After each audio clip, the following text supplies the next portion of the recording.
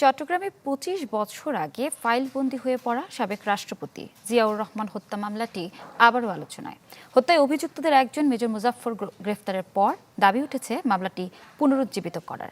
Senior আইনজীবীদের মতে বেসামরিক সম্পৃক্ততা জানতে নতুন তদন্ত দরকার। তবে নির্দেশনা পেলে মামলাটি পুনরুজ্জীবিত করার পদক্ষেপ নেওয়ার কথা বলছেন সরকারি কৌঁসুলিরা।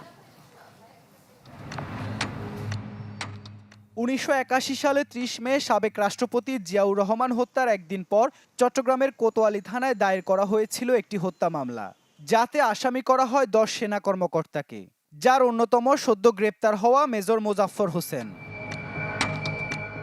নথি অনুযায়ী মামলাটির তদন্তে সবশেষ দায়িত্বে ছিল সিআইডি, যারা তদন্ত শেষ করতে আদালতের কাছ থেকে সময় নিয়েছিল ১৭৩ বার।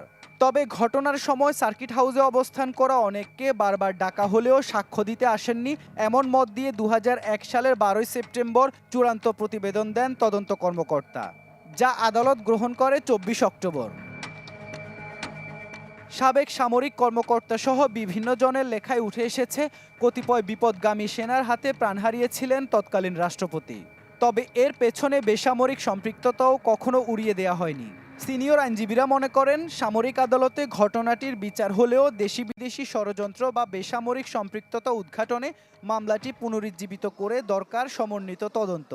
এক্ষেত্রে গুরুত্বপূর্ণ হতে পারে মেজর মোজাফফর। বাহিনীর সদস্যদের বিচার সামরিক আদালত হয়েছে, বেসামরিক কোনো সদস্য জড়িত থাকে, কোনো তথ্যপত্র যদি পাওয়া যায়, পুলিশ যে কোনো সময় এটা রিভাইভ করতে পারে। চাইনির সুযোগ রয়েছে ফৌজদারি কার্যবিধির ১৭৩ বি ধারা অনুযায়ী। আমাদের রাষ্ট্রপ্রধানকে বা আমাদের লোকগুলোকে তখনই মারা হয় যখন এরা আমাদের রাষ্ট্রের পক্ষে দৃঢ় অবস্থান নাই। এইটার সামনে যারা ছিল, পিছনে যারা ছিল, যারা রাষ্ট্রের বিরুদ্ধে কাজ করেছে, তাদের সবাইকে চিহ্নিত করে জনগণের কাছে এদেরকে এক্সপোজ করা দরকার। এইসব আলোচনার প্রেক্ষিতে ২৫ বছর পর আবারও খোঁজা হচ্ছে মামলার নথি।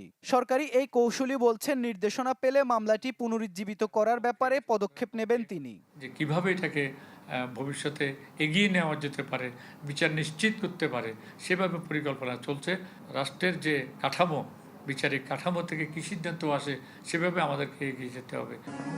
১৯৮১ সালে ৩০ মে চট্টগ্রাম সার্কিট হাউসে জিয়াউর রহমানের সাথে নিহত হন তার দেহরক্ষী সহ আরও কয়েকজন। ইবেন মীর, চ্যানেল 24, চট্টগ্রাম।